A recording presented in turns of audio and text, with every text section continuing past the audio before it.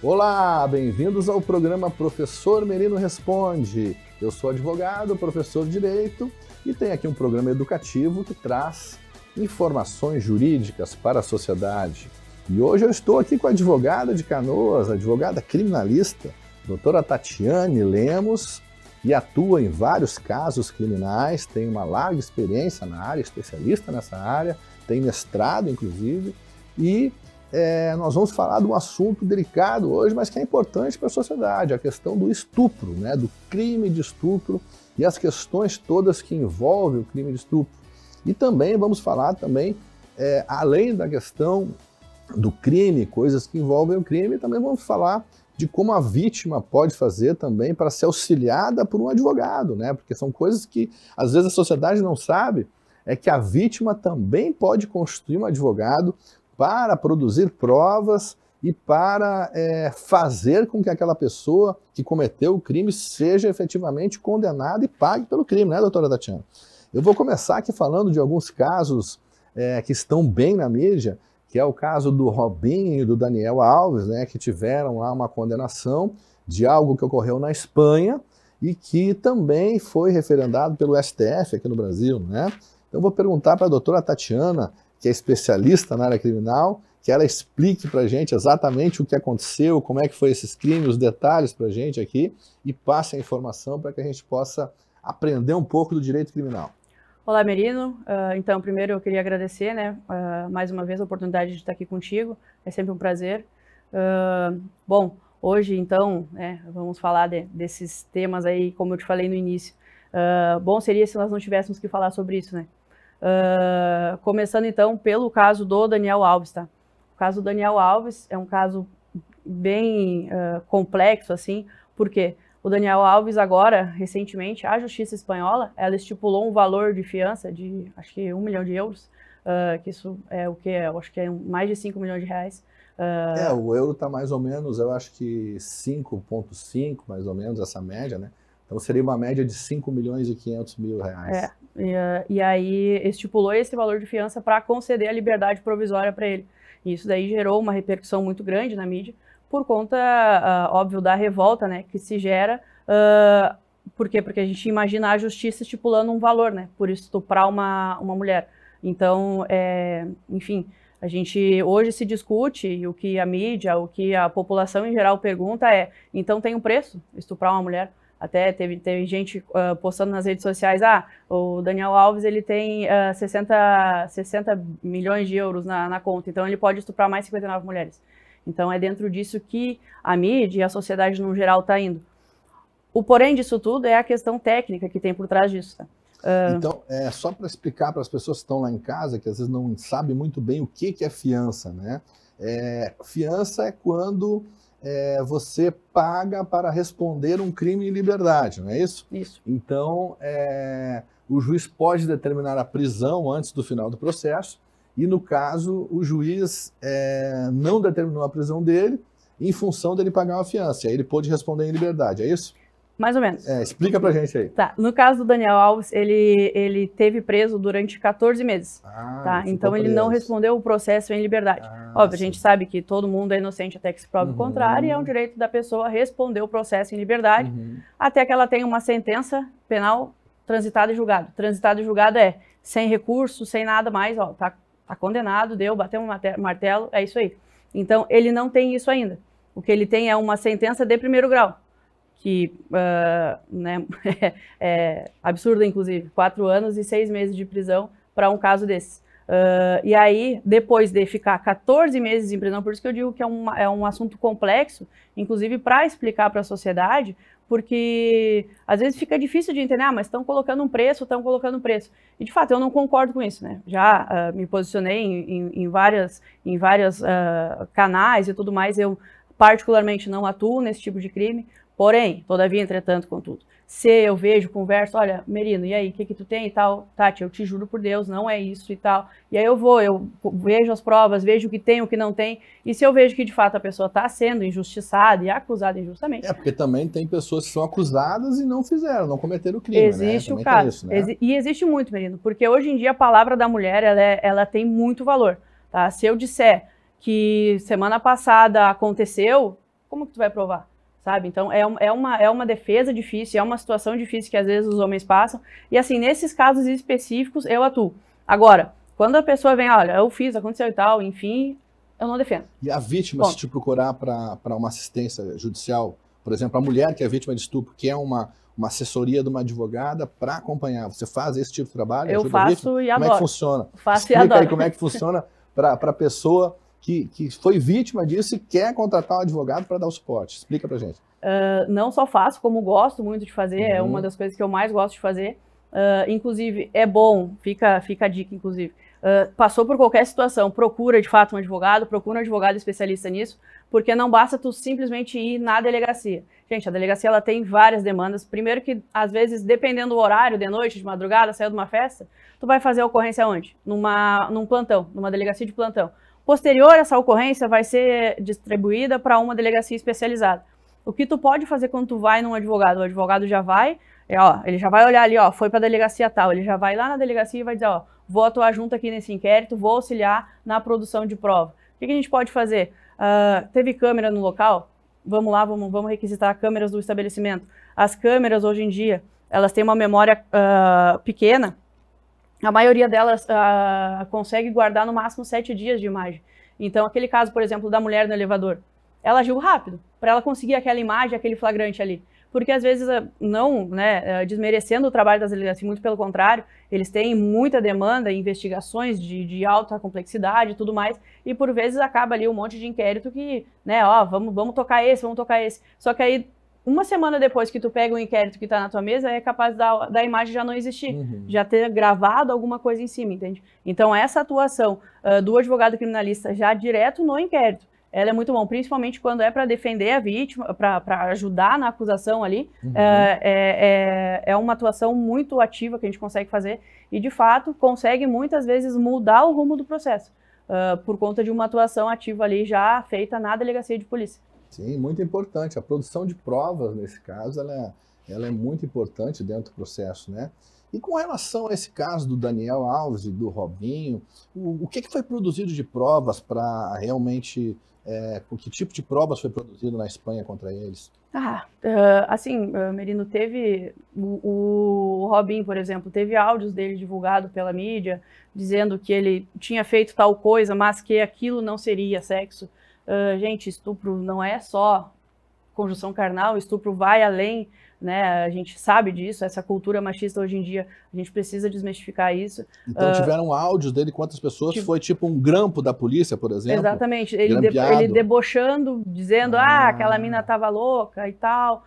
Então a polícia, de certa forma, fez um grampo no celular dele para conseguir puxar esses áudios. Exatamente. Então a investigação policial lá na Espanha foi boa, então, para conseguir essas provas, né? Teve quebra de sigilo telefônico e tal, enfim, de mensagens que ele mandou posterior ao fato, né?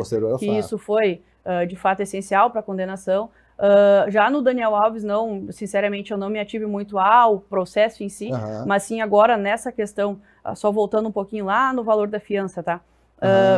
Hoje em dia, só para a gente poder entender, aqui no Brasil, os crimes que são afiançáveis são os crimes teoricamente leves. Os crimes que são puníveis com aproximadamente a máxima de 4 anos. Ou seja, porte de arma. Porte de arma é punível com até 4 anos, e aí o delegado vai lá e estipula uma fiança. Detalhe, a tua arma tem que estar com a arma que tu está, tem que estar com a numeração ali, ok? Se é uma arma com numeração suprimida, a pena já vai até 6 anos, ou seja, já não cabe mais fiança. Por isso que discutiu e se repudiou tanto essa maneira de estipular fiança para um crime de estupro. Gente, é o crime de estupro. É um crime hediondo, é um crime tenebroso, é um crime repudiante pela sociedade, e a gente vai lá e vai estipular um valor. O que acontece? Agora falando da parte técnica, esquecendo que sou advogada e que repudio também esse crime, sou mulher e tal, mas falando tecnicamente, Daniel Alves foi condenado a 4 anos e 6 meses de prisão. Ele foi condenado a um crime hediondo. Ele ficou 14 meses preso. Fazendo as contas, se fosse aqui no Brasil, não sei como é o sistema de progressão de regime lá, mas se ele tivesse uma condenação dessa aqui, é um semiaberto. Semiaberto com 25% de pena no cumprimento do crime hediondo primário, ele sai para progressão num regime aberto. Isso daí daria 13 meses de prisão, ou seja, ele ultrapassou 1 mês ainda. Então, Se fosse no Brasil, eu acredito que seria pior o cenário, porque ele seria liberado sem nenhum pagamento de fiança, entendeu? Então, a justiça de lá, ela teve a cautela de estipular o valor da fiança, para quê? Para garantir que exista uma reparação de dano para a vítima posterior, depois que ele for de fato condenado e transitado e julgado e tal, e aí custas do processo e tudo mais.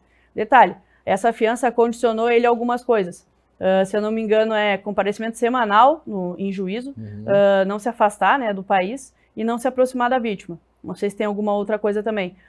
Mas se ficar comprovado que ele descumpriu alguma dessas três, ele volta para o regime fechado e ele perde o valor de fiança.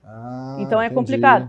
Por outro lado, a defesa dele alega negativa de autoria, diz que ele não fez. Sim. Se lá para frente ele for inocentado, ele recebe de fato o valor de volta de fiança.